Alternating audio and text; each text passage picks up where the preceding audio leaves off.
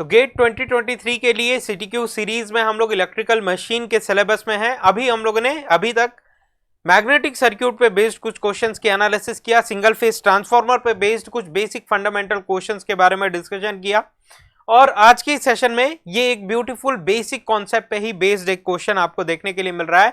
Most of the student को Lenz law identify करने में डिफिकल्टी होती है। डॉट और क्रॉस कहां पे होगा, फ्लक्स लाइंस का डायरेक्शन कहां पे होगा, फिजिकल अंडरस्टैंडिंग की मशीन के इनसाइड में फ्लक्स लाइंस किस डायरेक्शन में फ्लो कर रही हैं, किस डायरेक्शन में होनी चाहिए, करंट का डायरेक्शन क्या होना चाहिए, वोल्टेजेस की पोलैरिटी क्या होनी चाहिए, इसमें बच्चों को बहुत ज्यादा कंफ्यूजन होता है। तो ये सारी चीजें आज के सेशन में हम लोग रेक्टिफाई करने की कोशिश करेंगे और फिजिकल आइडेंटिटी ट्रांसफार्मर की एनालिसिस करने की कोशिश करेंगे मैग्नेटिक सर्किट्स की। The relative current directions through the primary P and secondary S, कि प्राइमरी वाइंडिंग को P से इंडिकेट किया गया है, सेकेंडरी वाइंडिंग को S से इंडिकेट किया गया है। Single phase transformer connected to a resistive load, की लोड क्या है, एक प्योरली रेजिस्टिव लोड है, किसी भी तरीके का कोई इंडक्टिव रिएक्टेंसेस इंट्रोड्यूस नहीं है, कैपेसिटिव रिएक्टेंसेस नहीं है, प्योरली रेजिस्टिव लोड देखने के लिए मिल रहा है। On the secondary side are indicated in various cross sectional views given in the figure, which of these are correct representation. तो इन चारों फिगर्स में से हम लोगों को करेक्ट फिगर को आइडेंटिफाई करना है, किस तरीके से हम लोग कर सकते हैं। तो चलिए हम लोग समझने की कोशिश करते हैं। राइट हैंड थंब रूल के बारे में आप लोगों को आइडिया होगा, और क्रॉस और डॉट के बारे में भी आइडिया होगा कि क्रॉस क्या आइडेंटिफाई करता है और डॉट का क्या सिग्निफिकेंस होता है। कि अगर हम लोग एरो को, जो स्टूडेंट नए हैं जिनकी कॉन्सेप्ट बिल्डिंग नहीं है, डायरेक्टली ये सीरीज अटेंड कर रहे हैं, उनके लिए क्रॉस और डॉट का एक जस्ट अंडरस्टैंडिंग हम लोग बिल्डअप करते हैं कि ये अगर एरो है, तो एरो का ये जो फ्रंट एंड है, फ्रंट एंड अगर आपकी तरफ आता हुआ दिख रहा है, कि एरो है, एरो आपकी तरफ आती हुई दिख रही है, तो आपको just a kind of dot देखने के लिए मिलेगा। तो डॉट का रिप्रेजेंटेशन इस तरीके से एरो का फ्रंट एंड करेगा, और क्रॉस का रिप्रेजेंटेशन, एरो अगर आपसे दूर जाती हुई दिख रही है तो स्पोक्स देखने के लिए मिलेंगे। तो यही स्पोक्स को हम लोग क्रॉस से रिप्रेजेंट कर सकते हैं, इस तरीके से रिप्रेजेंट कर सकते हैं। मतलब करंट कि अगर हम लोग इस बोर्ड के थ्रू समझने की कोशिश करें कि ऑब्जर्वर फ्रंट एंड पे है, इस तरफ है, और करंट इस डायरेक्शन में फ्लो हो रही है, मतलब करंट बोर्ड से निकल के ऑब्जर्वर की तरफ जा रही है, तो मतलब आपको डॉट देखने के लिए मिलेगा।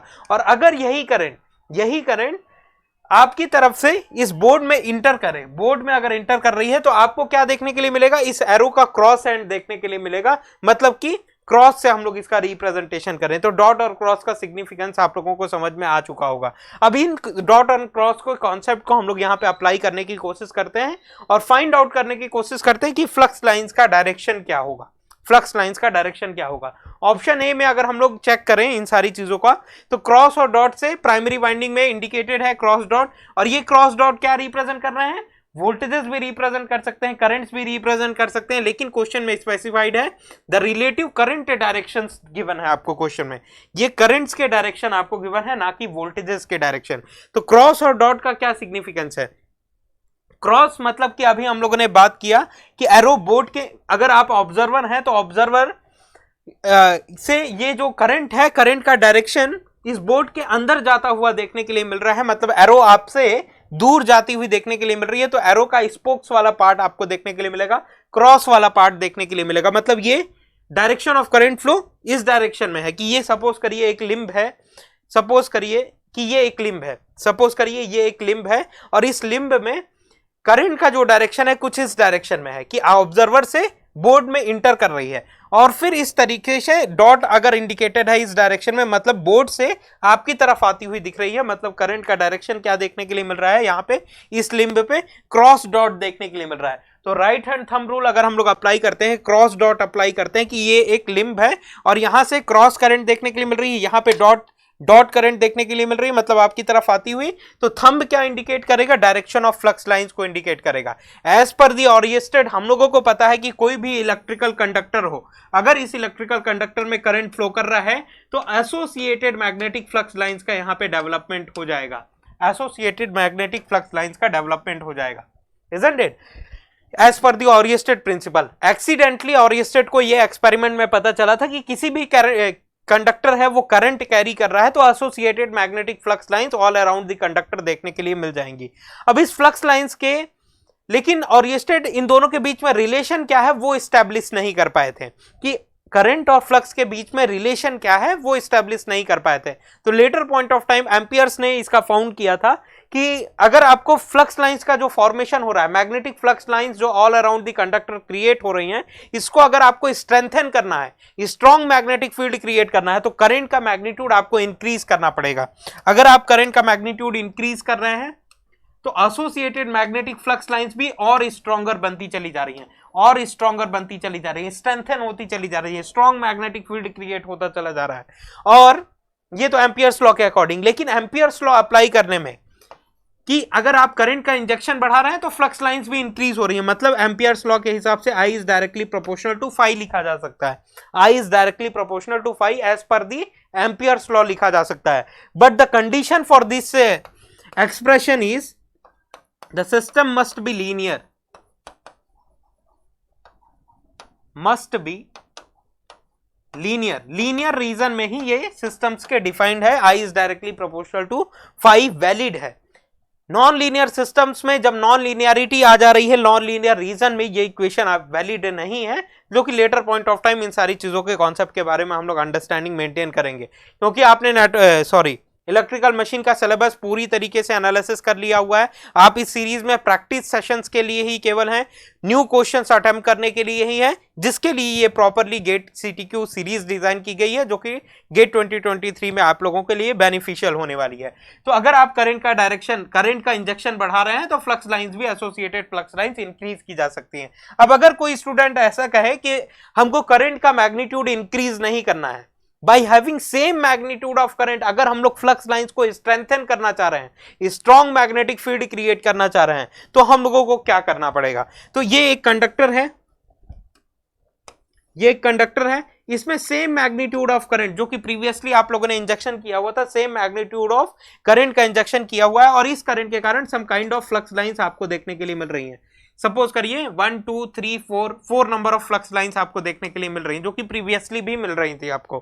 अब करंट का मैग्नीट्यूड इंक्रीज किए बिना ही इस एसोसिएटेड मैग्नेटिक फ्लक्स लाइंस को अगर आपको स्ट्रेंथन करना है, स्ट्रॉन्ग करना है, तो अगर आप इसमें नंबर ऑफ टर्न्स इंक्रीज कर देते हैं,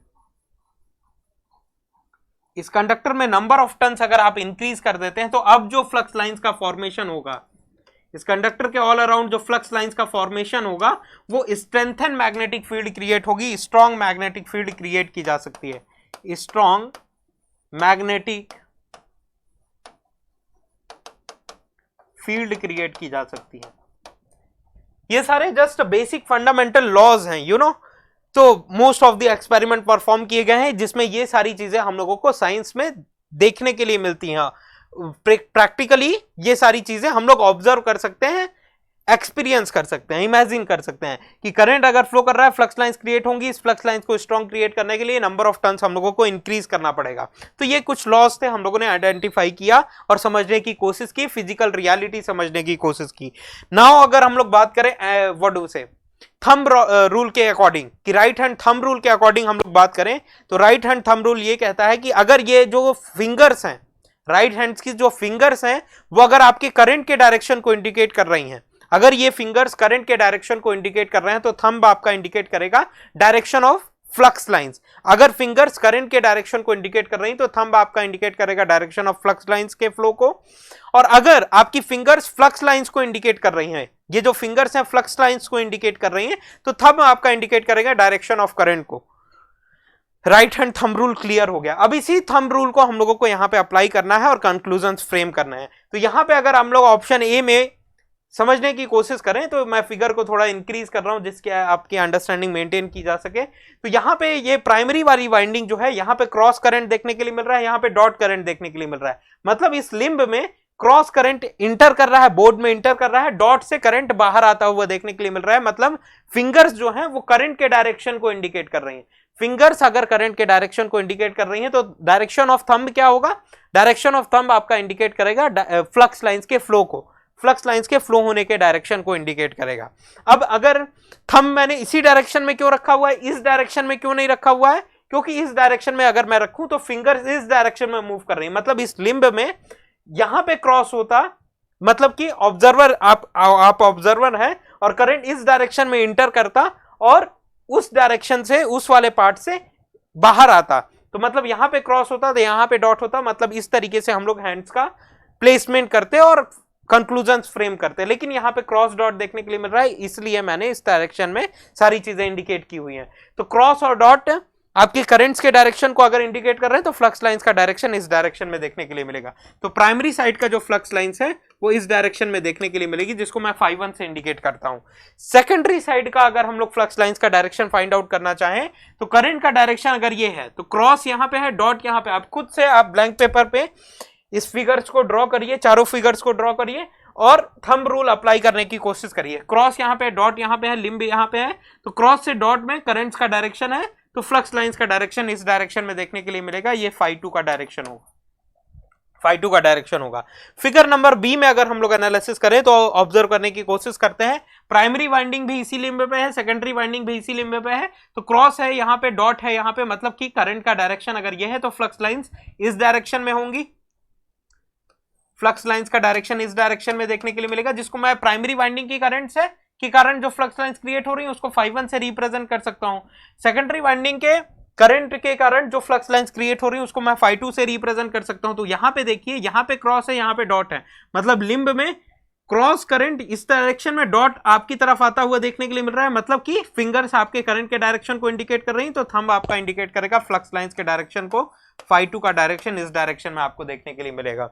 नाउ सी वाले ऑप्शन की तरफ हम लोग चलते हैं और समझने की कोशिश करते हैं कि क्रॉस करंट यहां पे है, डॉट करंट यहां पे है, तो इस डायरेक्शन में फिंगर्स का मूवमेंट होगा, मतलब करंट इस डायरेक्शन में है, तो फ्लक्स लाइंस φ1 जो होंगी वो इस डायरेक्शन में देखने के लिए मिलेंगी। और यहां पे क्रॉस है, यहां पे डॉट है, मतलब सेकेंडरी वाली जो फ्लक्स लाइंस है वो भी इसी डायरेक्शन में देखने के लिए मिलेंगी, सेम डायरेक्शन में देखने के लिए मिलेंगी, φ1 φ2।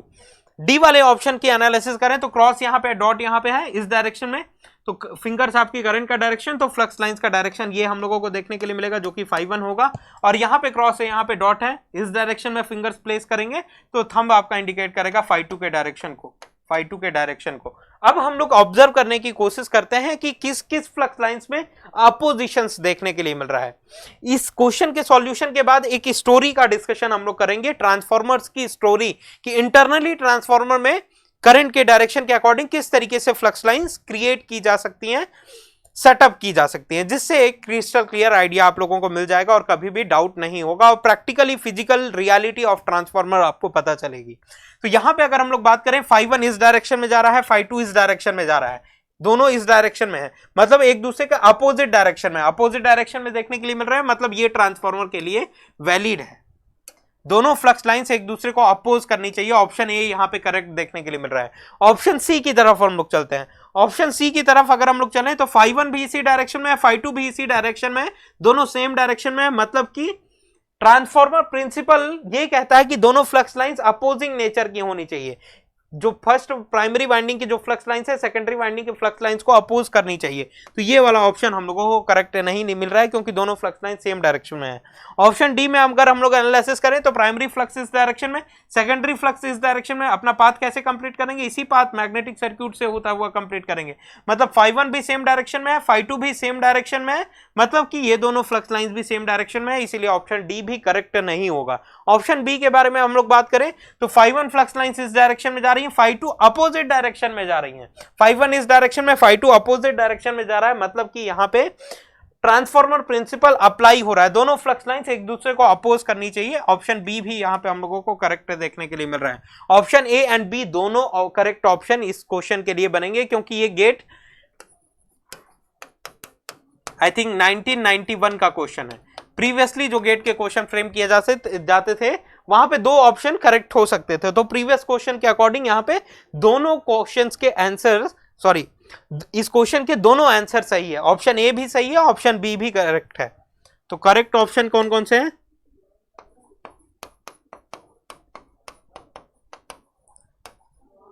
ऑप्शन ए भी करेक्ट है, ए एंड बी दोनों करेक्ट हैं। Both of these two options are correct options, जबकि ये दोनों गलत हैं। क्यों गलत है? क्योंकि यहां पे फ्लक्स लाइन दोनों सेम डायरेक्शंस में देखने के लिए मिल रही है, यहां पे अपोजिंग नेचर देखने के लिए मिल रहा है। अब इस क्वेश्चन की अंडरस्टैंडिंग तो हम लोग बिल्डअप कर चुके हैं, अब ट्रांसफॉर्मर की एक छोटी सी स्टोरी डिस्कशन करते हैं, जिससे ये अंडरस्टैंडिंग आपको हमेशा के लिए क्लियर हो जाए कि ट्रांसफार्मर की स्टोरी ये कहती है कि सपोज करिए आपके पास एक मैग्नेटिक सर्क्यूटरी है कि फेरोमैग्नेटिक मटेरियल आपने लिया हुआ है, ट्रांसफार्मर का कंस्ट्रक्शन कर रहे हैं, ये एक मैग्नेटिक सर्क्यूटरी आपको देखने के लिए मिल रही है। अब इसमें प्राइमरी वाइंडिंग हम लोग प्रोवाइड करते हैं, ये प्राइमरी वाइंडिंग्स प्रोवाइड करते हैं, यहां पे सेकेंडरी वाइंडिंग्स प्रोवाइड करते हैं इस वाले लिम्ब में। तो दोनों लिम्ब्स में हम लोगों ने वाइंडिंग्स वगैरह प्रोवाइड कर दी। अब हम लोग यहां से सोर्स कनेक्ट करते हैं,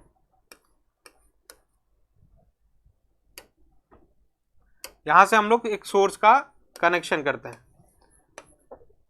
ये रेज्ड लाइन से मैंने रिप्रेजेंट किया हुआ है, जो कि इंजीनियरिंग ड्राइंग का स्टैंडर्ड है।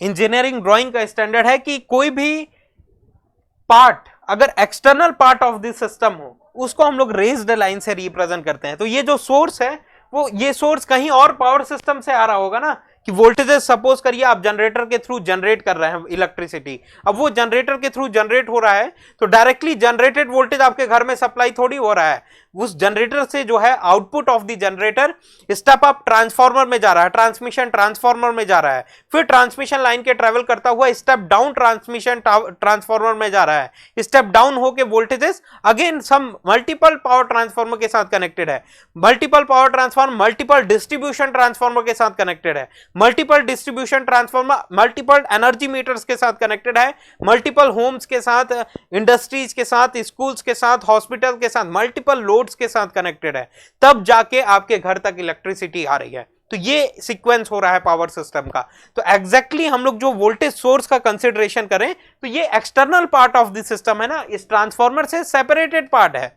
हम लोग का कंसिडरेशन क्या है इलेक्ट्रिकल मशीन के एनालिसिस में, हम लोग पावर सिस्टम के एनालिसिस नहीं कर रहे हैं, इलेक्ट्रिकल मशीन के एनालिसिस करना चाह रहे हैं। इसीलिए इलेक्ट्रिकल मशीन में ट्रांसफार्मर के एनालिसिस के लिए सिस्टम क्या है हमारे पास, ये ट्रांसफार्मर है, जो कि external part of this system क्या है, ये सोर्स, जो कि रेज्ड लाइन से मैंने रिप्रेजेंट किया हुआ है, जो कि इंजीनियरिंग ड्राइंग का स्टैंडर्ड है।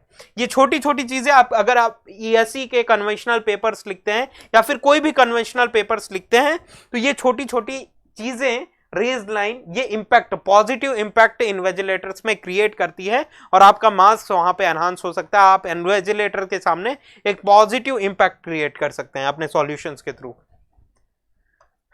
सेकेंडरी अभी हम लोग ओपन सर्क्यूटेड ही रहने देते हैं। प्राइमरी में एक सोर्स हम लोगों ने कनेक्ट किया जो कि some kind of voltage source है, हम लोगों ने रिप्रेजेंट किया, ये some kind of voltage source है। अब इस वोल्टेज सोर्स को जैसे ही हम लोगों ने इस सिस्टम के साथ कनेक्ट किया, ये सर्क्यूटरी आपको क्लोज देखने के लिए मिल रही है, क्या क्लोज्ड कंप्लीट पाथ देखने के लिए मिल रहा है। तो इमीडिएटली एक करंट सर्कुलेट करने का काम करेगा और इस करंट को हम लोग कह सकते हैं no load current, I naught से हम लोग रिप्रेजेंट कर सकते हैं। नो लोड करंट क्यों कह रहे हैं, क्योंकि सपोज करिए अभी किसी भी तरीके का कोई लोड सेकेंडरी साइड में, सेकेंडरी टर्मिनल से हम लोगों ने कनेक्ट नहीं किया हुआ है, केवल प्राइमरी एनर्जाइज किया हुआ है, जिसके कारण ये no load current I naught देखने के लिए मिल रहा है। अब ये I naught primary number of turns N1 के साथ इंटरेक्शन करेगा, N1 ये N2 number of turn, primary number of turns के साथ इंटरेक्शन करेगा, जो कि सम काइंड ऑफ एमएमएफ का डेवलपमेंट करेगा, क्योंकि N1 multiplied with I not क्या है, N multiplied with I MMF create करेगा। एमएमएफ क्या होता है, N मल्टीप्लाइड विथ आई से रिप्रेजेंट किया जा सकता है, Ni से रिप्रेजेंट किया जा सकता है। जैसे इलेक्ट्रिकल सर्क्यूट में ईएमएफ होता है, इलेक्ट्रोमोटिव फोर्स होता है,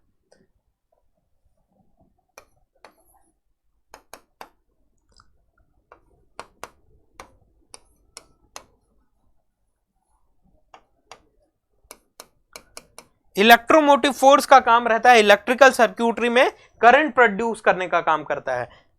इस वोल्टेज के कारण ही तो करंट सर्क्यूटरी में फ्लो करेगी। Similarly in the magnetic circuitry MMF जो होता है, मैग्नेटोमोटिव फोर्स, फ्लक्स प्रोड्यूस करने का काम करता है। इस मैग्नेटिक सर्क्यूटरी में फ्लक्स प्रोड्यूस करने का काम करता है और इस फ्लक्स लाइंस को मैं फाई नॉट से रिप्रेजेंट कर सकता हूं, क्योंकि ये फाई नॉट किसके कारण आया, I naught current in number of turns के साथ इंटरेक्ट किया, सम काइंड ऑफ एमएमएफ का, प्राइमरी एमएमएफ का डेवलपमेंट किया और इस प्राइमरी एमएमएफ के सेटअप होने के कारण सम फ्लक्स लाइंस मैग्नेटिक सर्क्यूटरी में देखने के लिए मिल रही है। और फ्लक्स लाइंस या फिर मैग्नेटिक फील्ड्स जो होती है वो करली फील्ड्स होती है, क्लोज बाय इट्स ओन होती है। इलेक्ट्रिक फील्ड्स डाइवर्जिंग नेचर की होती है, कि कोई एक चार्ज, इलेक्ट्रिक चार्ज यहाँ पे रखा हुआ है तो ये इलेक्ट्रिक फील्ड इसके ऑल अराउंड देखने के लिए मिल रहा है कि यह एक इलेक्ट्रिक चार्ज है, इस डायरेक्शन में फील्ड इस डाइवर्जिंग नेचर की इलेक्ट्रिक फील्ड होती है, जबकि मैग्नेटिक फ्लक्स लाइंस करली फील्ड्स को फॉलो करती है, करली पाथ को फॉलो करती है। Flux lines close by its own होती हैं, जो कि अपना पाथ इस मैग्नेटिक सर्क्यूटरी से होके कंप्लीट करेंगी, इस मैग्नेटिक सर्क्यूटरी से होके कंप्लीट करेंगी ये जो फ्लक्स लाइंस फ्लो कर रही हैं, इजंट इट? तो सपोज करिए ये finite amount of flux transformer के कोर में बिल्डअप हो चुका है, secondary number of turns available है। तो इन सेकेंडरी नंबर ऑफ टर्न्स में अगर finite amount of flux produce हो रहा है, फाइनाइट अमाउंट ऑफ फ्लक्स का लिंकअप हो रहा है, तो as per the Faraday's law of electromagnetic induction आप लोगों को मालूम है कि कोई भी फ्लक्स लाइंस, कोई भी टाइम वेरिंग नेचर की फ्लक्स लाइंस, क्योंकि वोल्टेज क्या है, अल्टरनेटिंग नेचर का है, टाइम वेरिंग है, करंट कैसी प्रोड्यूस करेगा, टाइम वेरिंग नेचर का करंट प्रोड्यूस करेगा। तो टाइम वेरिंग नेचर का फ्लक्स टाइम वेरिंग नेचर का current in number of turns के साथ इंटरेक्शन करेगा, तो टाइम वेरिंग नेचर का फ्लक्स लाइंस प्रोड्यूस करेगा, यहां पे टाइम वेरिंग नेचर का फ्लक्स लाइंस प्रोड्यूस करेगा, क्योंकि यहां पे करंट भी कैसी है, टाइम वेरिंग नेचर की है, वोल्टेजेस भी कैसी हैं, टाइम वेरिंग नेचर का हम लोगों ने इंजेक्शन किया हुआ है, तो सारे के सारे टाइम वेरिंग नेचर। तो as per the Faraday's law of electromagnetic induction आप लोगों को मालूम है कि कोई भी स्टैटिक इलेक्ट्रिकल कंडक्टर है वो टाइम वेरिंग नेचर के फ्लक्स लाइंस के साथ इंटरेक्शन में है, कोई भी static electrical conductor time varying nature के फ्लक्स लाइंस के साथ इंटरेक्शन में है, तो automatically some kind of induce voltages का डेवलपमेंट देखने के लिए मिलेगा। तो ये टाइम वेरिंग नेचर की फ्लक्स लाइंस स्टेशनरी कंडक्टर से जब लिंकअप होंगी तो यहां पे some kind of voltages development करेंगे, जो कि सेकेंडरी इंड्यूस वोल्टेजेस होगा, जिसको हम लोग E2 से रिप्रेजेंट करेंगे। ये सारी अंडरस्टैंडिंग आप लोगों को पता होगी, क्योंकि आप ट्रांसफार्मर की एनालिसिस ऑलरेडी कर चुके हैं। अब यही सेम फ्लक्स लाइंस अपना पाथ इस नंबर ऑफ टर्न से भी तो कंप्लीट कर रही है, इसी नंबर ऑफ, देखिए यही सेम फ्लक्स लाइन N2 से भी लिंकअप हो रही है, N1 से भी लिंकअप हो रही है, तो इस फ्लक्स लाइंस के कारण N2 में सम काइंड ऑफ वोल्टेजेस का डेवलपमेंट हुआ, सिमिलर फ्लक्स लाइंस N1 से भी लिंकअप हो रही है, तो यहां पे प्राइमरी इंड्यूस्ड वोल्टेजेस का डेवलपमेंट करेंगी as per the Faraday's law of electromagnetic induction, as per the Faraday's law of electromagnetic induction.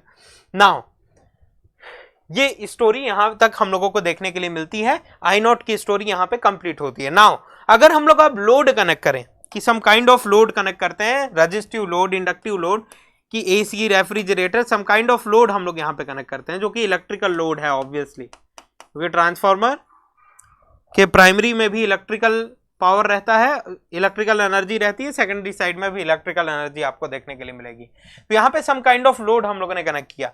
अभी तक जब लोड नहीं कनेक्ट किया हुआ था, जब लोड हम लोगों ने नहीं कनेक्ट किया हुआ था, तो ये सर्क्यूटरी क्या थी, ओपन थी, वोल्टेजेस का डेवलपमेंट तो हो रहा है, लेकिन क्लोज्ड कंप्लीट पाथ नहीं है जिसके कारण करंट सर्कुलेट करे, सेकेंडरी करंट सर्कुलेट करे। जैसे ही हम लोग लोड कनेक्ट करते हैं, जैसे ही यहां पे लोड आप कनेक्ट करते हैं इस ट्रांसफार्मर के साथ, तो अब वोल्टेजेस का डेवलपमेंट इन सारे एक्शंस के through finite amount of flux N2 number of turn से लिंकअप हो रहा है, Faraday's law of electromagnetic induction के थ्रू यहां पे वोल्टेजेस का डेवलपमेंट हो गया। जैसे ही आपने लोड कनेक्ट किया, यहां पे क्लोज्ड कंप्लीट पाथ देखने के लिए मिल रहा, वोल्टेज सोर्स ऑलरेडी है, क्लोज्ड कंप्लीट पाथ देखने के लिए मिला, तो मतलब ईएमएफ अब करंट सर्कुलेट करने का काम करेगा। इस करंट को हम लोग कहेंगे I2 करंट, I2 करंट जो कि लोड में जा रहा है, सेकेंडरी साइड का करंट I2 करंट कहेंगे, जो कि लोड में जा रहा है।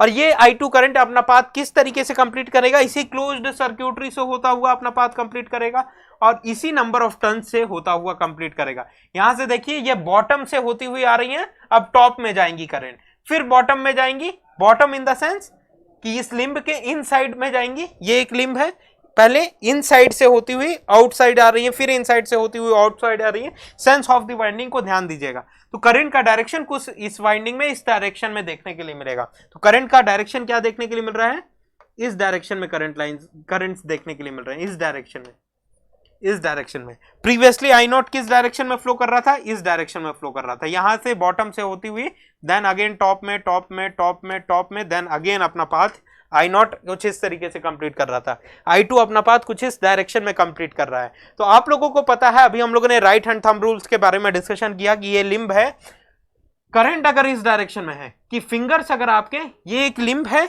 और इसमें करंट का डायरेक्शन देखिए, इस डायरेक्शन में करंट का डायरेक्शन देखने के लिए मिल रहा है, on top of the limb से करंट्स देखने के लिए मिल रहा है। तो करंट का अगर डायरेक्शन ये है, तो ऑपरेटिंग फ्लक्स लाइंस का डायरेक्शन इस डायरेक्शन में आपको देखने के लिए मिलेगा, ऑपरेटिंग फ्लक्स लाइंस का डायरेक्शन इस डायरेक्शन में आपको देखने के लिए मिलेगा। तो ये ऑपरेटिंग फ्लक्स लाइंस, सॉरी इसको अगर हम लोग रिप्रेजेंट करें पिंक कलर के पेन से, क्योंकि ये किसके कारण प्रोड्यूस हुई है, I2 के कारण प्रोड्यूस हुई है, इसीलिए इन फ्लक्स लाइंस को मैं phi2 से रिप्रेजेंट कर रहा हूं, नेमिंग कर रहा हूं। I2 से प्रोड्यूस फ्लक्स लाइंस है, इसीलिए I2 N2 number of turns में लिंकअप हुआ जिसके कारण phi2 प्रोड्यूस हुआ ना, तो इसको मैं phi2 से रिप्रेजेंट कर रहा हूं क्योंकि ये लोड करंट से रिप्रेजेंटेटेड या फिर फॉर्म्ड फ्लक्स लाइंस देखने के लिए मिल रही हैं। अब फाई नॉट इस डायरेक्शन में, phi2 इस डायरेक्शन में देखने के लिए मिल रहे हैं, एक दूसरे के अपोजिट डायरेक्शन में देखने के लिए मिल रहे हैं। जब एक दूसरे के अपोजिट डायरेक्शन में है, जिससे नेट फ्लक्स का क्या होगा, रिडक्शन हो जाएगा ट्रांजिएंट टाइम के लिए। कि अभी स्टडी स्टेट में हम लोग नहीं बात कर रहे हैं कि सपोज करिए just a kind of analysis way, ये हम लोग फिजिकल रियलिटी ट्रांसफॉर्मर की किस तरीके से समझ सकते हैं, और यही कंक्लूजन हम लोग later point of time rotating electrical machines में भी मैप कर सकते हैं। ये एक कम्युनिकेट करने का वे है कि फाइनोट अमाउंट ऑफ फ्लक्स इस डायरेक्शन में, phi2 अमाउंट ऑफ फ्लक्स इस डायरेक्शन में, जिससे नेट फ्लक्स का रिडक्शन फ्लक्स लाइंस का रिडक्शन देखने के लिए मिलेगा। अब जब नेट फ्लक्स लाइंस रेड्यूस हो जाएंगी तो as per the Faraday's law of electromagnetic induction क्या कहता है, is directly proportional to n d phi by dt, n d phi by dt। और फ्लक्स लाइंस अगर रेड्यूस हो गई, फ्लक्स लाइंस अगर रेड्यूस हो गई तो इंड्यूस वोल्टेजेस इमीडिएटली रेड्यूस हो जाएगा, induce voltages already immediately reduce हो जाएगा। कि इस फ्लक्स में रिडक्शन के कारण ये induce voltages both primary and secondary के, क्योंकि ये इंड्यूस वोल्टेजेस किस तरीके से क्रिएट हुए थे, क्या कॉज ऑफ क्रिएशन था इनका कॉज ऑफ क्रिएशन था कि ये flux lines N1 number of turn से लिंकअप हो रही थी, तो फैराडेज लॉ के थ्रू E1 क्रिएट हो रहा था, और यही flux lines N2 number of turn से इंटरेक्ट हो रही थी, तो E2 यहां पे क्रिएट हो रहा था, E2 यहां पे क्रिएट हो रहा था, E2 यहां पे क्रिएट हो रहा था। नेट फ्लक्स का यहां पे रिडक्शन हो जाएगा। अब नेट फ्लक्स का अगर रिडक्शन हो जा रहा है तो इंड्यूस वोल्टेजेस का भी रिडक्शन हो जाएगा। अब यहां पे क्या है, ये एक सोर्स है जो कि आइडियल वोल्टेज सोर्स हम लोग एज्यूम करके चल रहे हैं कि इसका voltage and magnitude loading condition पे डिपेंड नहीं करेगा, कि लोड में अगर आप कुछ भी कनेक्ट कर दीजिए, सोर्स वोल्टेजेस में किसी भी तरीके का कोई वेरिएशन नहीं आएगा। सोर्स वोल्टेजेस के एम्पलीट्यूड में, मतलब कि मैग्नीट्यूड में, और उसके टाइम पीरियड में, या फिर हम लोग कह सकते हैं फ्रीक्वेंसी में, किसी भी तरीके का कोई चेंज नहीं होगा, चाहे आप लोड साइड में कुछ भी करते रहिए, क्योंकि ये आइडियल वोल्टेज सोर्स हम लोगों ने एज्यूम किया हुआ है। तो आइडियल वोल्टेज सोर्स अगर यहाँ पे है कि सपोज करिए यहाँ पे 100 वोल्ट का सोर्स हम लोगों ने क्रिएट किया हुआ था, यहाँ पे some kind of flux line अगर ये 100 थी तो इनिशियल यहाँ पे 100 वोल्ट का इंड्यूस वोल्टेजेस भी देखने के लिए मिला।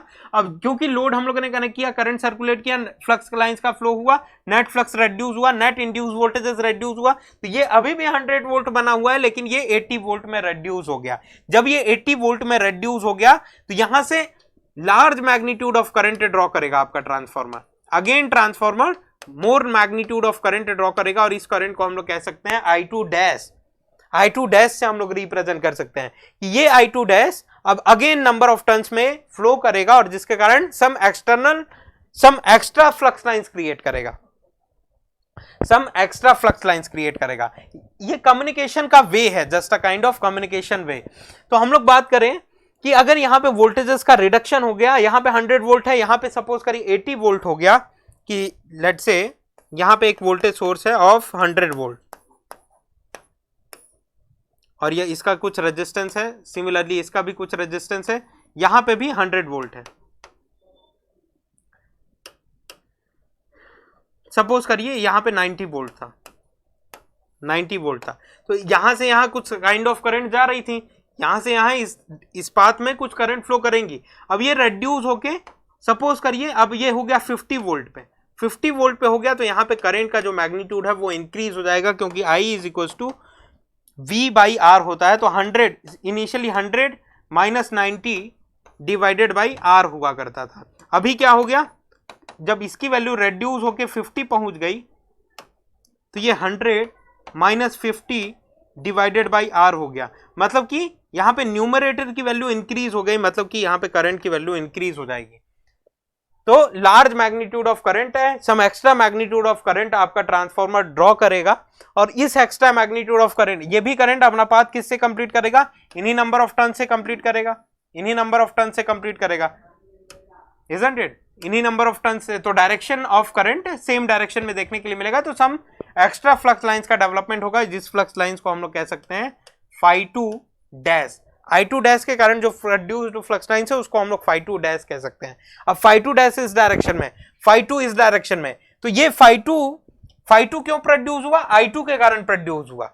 φ2 क्यों प्रोड्यूस हुआ? I2 के कारण प्रोड्यूस हुआ। φ2 डैश क्यों प्रोड्यूस हुआ? I2 dash current load component primary reflected load component of current को हम लोग I2 डैश से रिप्रेजेंट कर रहे हैं। ये I2 dash in number of turns में इंटरेक्शन किया तो जिसके कारण सम काइंड ऑफ एमएमएफ का डेवलपमेंट हुआ, उस एमएमएफ के कारण ये फ्लक्स लाइंस का क्रिएशन हुआ। φ2 इस डायरेक्शन में, φ2 डैश इस डायरेक्शन में।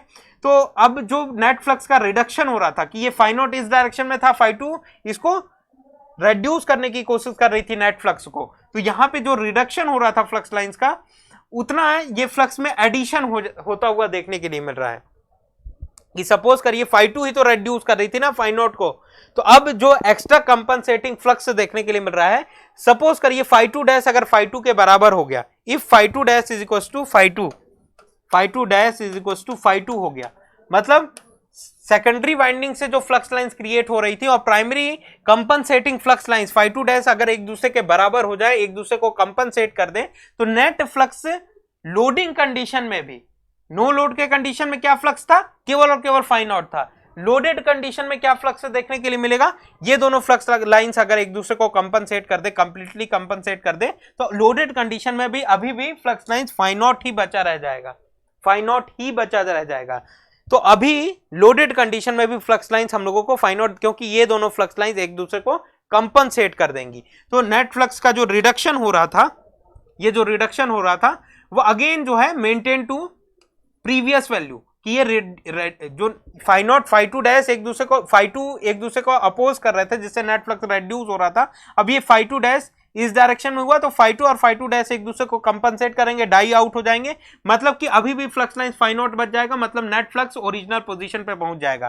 तो नेट फ्लक्स फिर से मेंटेन सेम वैल्यू पे मेंटेन हो जाएगा, मतलब कि ये इंड्यूस वोल्टेजेस में जो रिडक्शन हो रहा था वो भी अपने सेम वैल्यू पे पहुंच जाएंगे, इंड्यूस वोल्टेजेस भी बूस्ट अप हो जाएगा, सेम वैल्यू पे कांस्टेंट प्रीवियस वैल्यू पे अपने पहुंच जाएंगे, प्रीवियस वैल्यू पे अपने पहुंच जाएंगे, इजंट इट?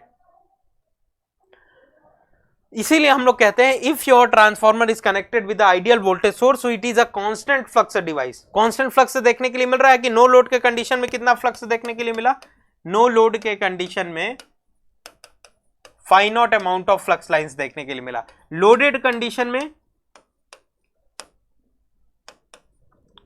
कितना फ्लक्स देखने के लिए मिल रहा है? देखिए φ2 डैश और φ2 एक दूसरे को कंपनसेट कर दे रहे हैं, तो अभी भी फ्लक्स φ0 ही देखने के लिए मिल रहा है।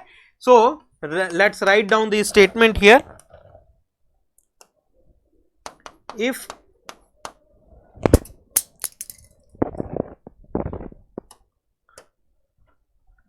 transformer is connected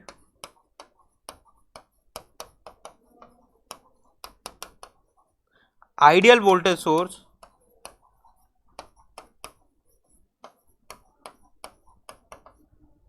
then transformer is constant flux machine।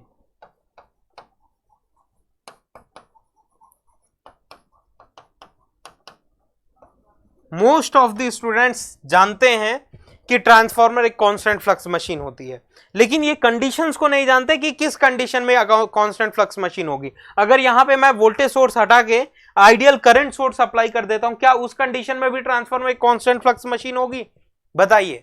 आप लोग एनालिसिस करने की कोशिश करिएगा, एक ब्लैंक पेपर लीजिएगा और इस वोल्टेज सोर्स की जगह यही सेम एनालिसिस आप करंट सोर्स रख के करने की कोशिश करिएगा, और जहां पे डिफिकल्टी आती है कमेंट में बनाइए, इसमें हम लोग सेपरेट वीडियो बनाने की कोशिश करेंगे कि अगर आपका ट्रांसफार्मर एक आइडियल करंट सोर्स के साथ कनेक्टेड है तो क्या वेरिएशंस, क्या स्टोरी आपको ट्रांसफार्मर के बिहाइंड देखने के लिए मिलेगी, फ्लक्स लाइंस कांस्टेंट होगी या फिर नहीं होगी, इस पे हम लोग डिस्कशन करेंगे।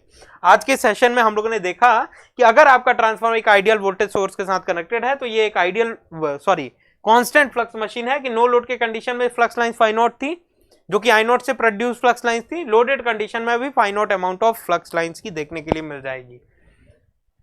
एक बार रिपीट कर देते हैं क्या स्टोरी हम लोगों ने डिस्कशन किया। V कनेक्ट किया, यहाँ पे प्राइमरी V1 हम लोगों ने कनेक्ट किया सोर्स, तो सर्क्यूटरी क्लोज थी, I0 करंट फ्लो किया, I0 current in number of turn से होता हुआ फ्लो किया, जिसके कारण some kind of primary MMF का डेवलपमेंट हुआ, φ0 फ्लक्स प्रोड्यूस हुआ जो कि अपना पाथ कुछ इस पाथ से कंप्लीट करेगा। ये φ0 जो कि टाइम वेरिंग नेचर का है, टाइम वेरिंग नेचर का फ्लक्स लाइंस इन नंबर ऑफ टर्न से इंटरेक्ट करेगा जो कि एक इलेक्ट्रिकल कंडक्टर ही है, Faraday's law of electromagnetic induction कहता है कि कोई भी stationary conductor time varying nature के फ्लक्स लाइंस के साथ इंटरेक्शन में करेगा तो यहाँ पे वोल्टेजेस का डेवलपमेंट होगा। तो यही सेम फ्लक्स लाइंस अपना पाथ इस तरीके से कंप्लीट कर रही हैं। तो both secondary and primary side में as per the number of turns availability voltages का डेवलपमेंट देखने के लिए मिलेगा, वोल्टेजेस का डेवलपमेंट देखने के लिए मिल गया। अब यहाँ पे सेकेंडरी साइड में वोल्टेजेस डेवलप हो गए लेकिन कोई करंट नहीं फ्लो करेगा क्योंकि लोड अभी हम लोगों ने कनेक्ट नहीं किया हुआ है, पिंक पेन कनेक्ट नहीं किया हुआ है, केवल येलो का डिस्कशन अभी तक हम लोग कर रहे थे। जैसे ही हम लोग ये सर्क्यूटरी क्लोज करेंगे, लोड कनेक्ट करेंगे, जैसे ही लोड कनेक्ट किया क्लोज कंप्लीट पाथ देखने के लिए मिलेगा तो इमीडिएटली वोल्टेज अवेलेबल है, करंट सर्कुलेट करना चालू करेगा। अब इस करंट जो कि अपना पाथ इस तरीके से कंप्लीट करेगा तो यहाँ पे फ्लक्स लाइंस का डायरेक्शन इस डायरेक्शन में देखने के लिए मिलेगा, इस डायरेक्शन में देखने के लिए मिलेगा कि some kind of flux lines यहां पे भी क्रिएट होंगी। अब इसका डायरेक्शन इस डायरेक्शन में ही क्यों है, इस डायरेक्शन में क्यों नहीं है, बॉटम डायरेक्शन में क्यों नहीं है, वो हम लोग समझने की कोशिश करते हैं, लेंज लॉ समझने की कोशिश करते हैं, ट्रांसफॉर्मर एक्शन समझने की कोशिश करते हैं कि इस फ्लक्स लाइंस का डायरेक्शन इसी डायरेक्शन में क्यों है, इस डायरेक्शन में क्यों नहीं है, वो समझने की कोशिश करते हैं। एक तो हम लोगों ने डिस्कशन कर लिया राइट हैंड थंब रूल के अकॉर्डिंग कि करंट का डायरेक्शन इस डायरेक्शन में देखने के लिए मिल रहा है। देखिए करंट लिंब में इस डायरेक्शन में फ्लो कर रही है, इस डायरेक्शन में बॉटम से टॉप में फ्लो कर रही हैं। तो करंट का डायरेक्शन ये है तो फ्लक्स लाइंस का डायरेक्शन इस डायरेक्शन में देखने के लिए, एक पॉइंट ये देखने के लिए मिला। अब हम लोग अगर डिस्कशन करें कि ये फ्लक्स लाइंस सपोज करिए some kind of flux lines produce हुई, इस फ्लक्स लाइंस का डायरेक्शन क्या होगा अगर ये आपको फाइंड आउट करना है तो लेंज लॉ ये कहता है कि anything created should oppose cause of its creation in same dimensions.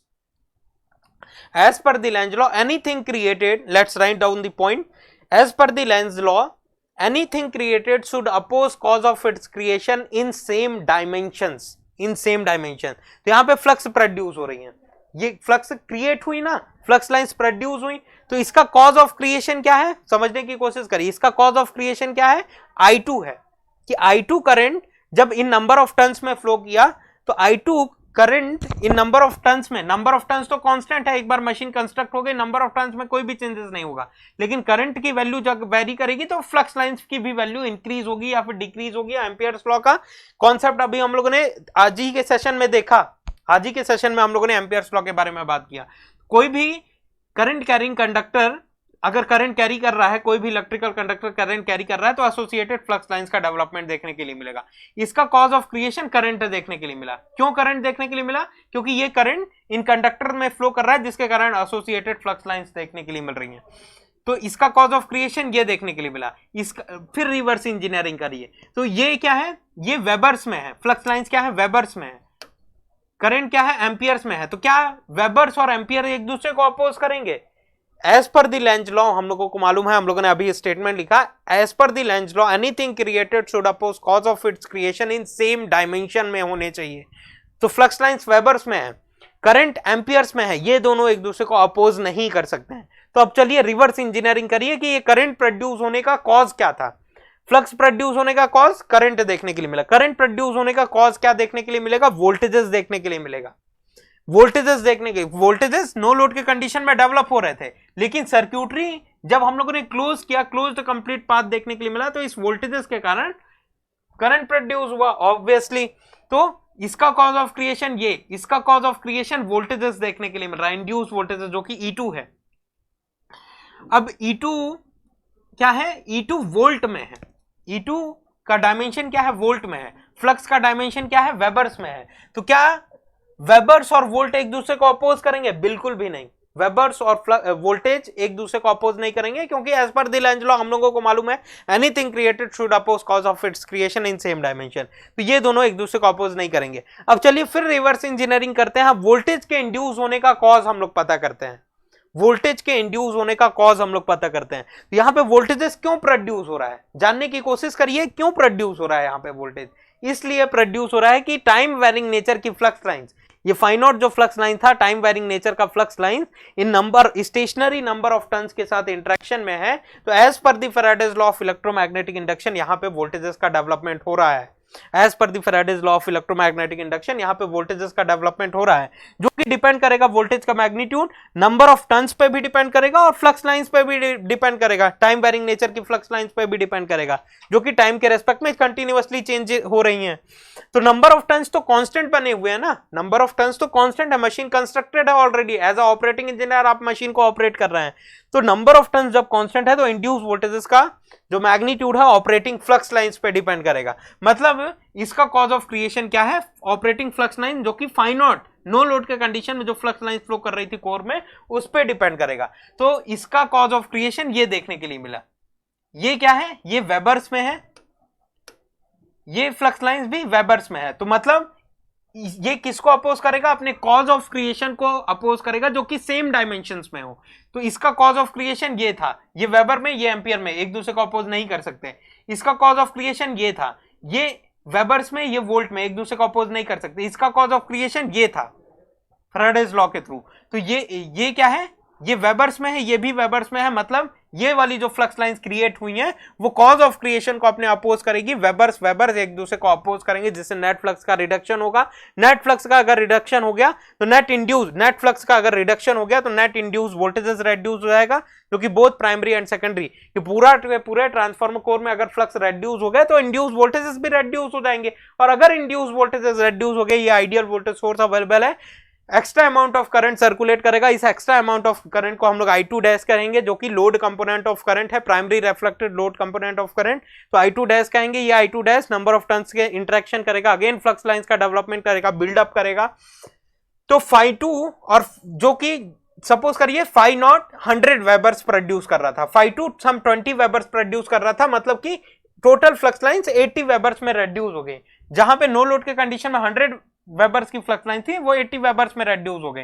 अब सम एक्स्ट्रा करंट फ्लो किया तो ये सम एक्स्ट्रा 20 वेबर्स प्रोड्यूस किया, तो ये 20 वेबर्स और ये φ2 जो कि 20 वेबर्स प्रोड्यूस हो रही थे, एक दूसरे को कंपनसेट करेंगे, एग्जैक्टली कंपनसेट कर देंगे, तो अभी भी फ्लक्स लाइन जो है वो φ0 बच जाएगी। मतलब फ्लक्स लाइंस अपने ओरिजिनल पोजीशन पे बूस्ट अप हो जाएंगी, मतलब इंड्यूस वोल्टेजेस भी अपने ओरिजिनल पोजीशन पे बूस्ट अप हो जाएंगे। इसीलिए हम लोग कहते हैं if your transformer is connected with ideal voltage source, so it is a constant flux machine, it is a constant flux machine. तो ये एक स्मॉल स्टोरी थी, लिंकअप स्टोरी थी, इसमें आपको पता चला कि ट्रांसफार्मर के इनसाइड में क्या हो रहा है, जिससे आप प्रॉपरली अंडरस्टैंडिंग बिल्डअप कर सकते हैं, not from the mathematics orientation point of view. Mathematics orientation, mathematics engineering को समझने का एक जस्ट अ टूल है, लेकिन नॉट ओनली द वे, जिसको हम लोग इंजीनियरिंग को analysis orientation point of view से अगर हम लोग समझें तो एक बेहतर इंजीनियर हम लोग बन सकते हैं, isn't it? तो ये एक पूरा एनालिसिस आप लोगों को इनसाइड द ट्रांसफार्मर क्या हो रहा है, ये सारी अंडरस्टैंडिंग मिली और एक स्ट्रॉन्ग पॉइंट हम लोगों ने क्रिएट किया। यही सारे छोटे छोटे पॉइंट्स आपको रोटेटिंग इलेक्ट्रिकल मशीन्स में भी ध्यान रखने हैं, इंडक्शन मशीन्स में हम लोग बात करेंगे, इन्हीं पॉइंट्स के बारे में डिस्कशन करेंगे, और इस तरीके से आप इलेक्ट्रिकल मशीन्स को फील कर सकते हैं कि फ्लक्स लाइंस कहाँ पे इंक्रीज हो रही हैं, कहाँ पे डिक्रीज हो रही हैं, एमएमएफ कहाँ पे इंक्रीज हो रहा है, डिक्रीज हो रहा है, करंट कहाँ पे, फ्लक्स वोल्टेजेस प्रोड्यूस होने का क्या कॉज था, किस वजह से वोल्टेजेस प्रोड्यूस हुआ, फ्लक्स प्रोड्यूस होने का क्या कॉज था, करंट प्रोड्यूस होने का क्या कॉज था, ये सारी छोटी सी छोटी पॉइंट आपको पता चल सके, जिससे आप कॉम्पिटिटिव एग्जामिनेशन, गेट जैसे एग्जामिनेशन, नेशनल कॉम्पिटिटिव एग्जामिनेशन में अपना परफॉर्मेंस एनहांस कर सकें।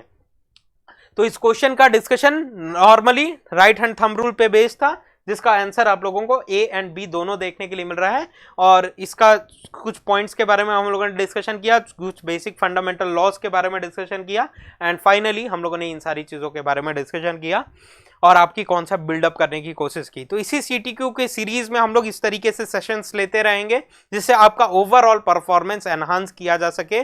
जो भी आपके अनलिंक्ड पॉइंट हैं, क्योंकि मशीन आपने ऑलरेडी पढ़ लिया हुआ है, जो अनलिंक्ड पॉइंट है उनको कनेक्ट करने का समय आ गया है, जिससे हम लोग गेट 2023 में अपना मार्क्स एनहांस कर सके। Thank you very much for this session. Next session में अगेन हम लोग इलेक्ट्रिकल मशीन के इस CTQ सीरीज में ब्यूटीफुल क्वेश्चंस के साथ अवेलेबल होंगे। Thank you.